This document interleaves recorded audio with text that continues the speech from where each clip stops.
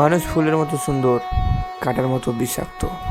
মানুষকে বাইরে থেকে দেখলে বোঝা যায় না তার ভেতরটা কেমন। কেউ হয়তো হাসছে, কথা বলছে খুব মিষ্টি করে, কিন্তু সেই হাসির আড়ালে লুকিয়ে থাকে তীক্ষ্ণ এক ছুরি, যেখানে প্রয়োজন হতো গেঁথে দেয় বুকের ভিতরে।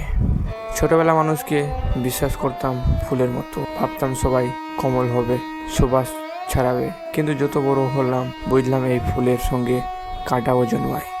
কেউ কাঁটার মতো খোঁচা দেয় পেছন থেকে, কেউ আবার নিজের অস্তিত্ব প্রমাণ করতে গিয়ে ছিঁড়ে ফেলে অন্যের বিশ্বাস।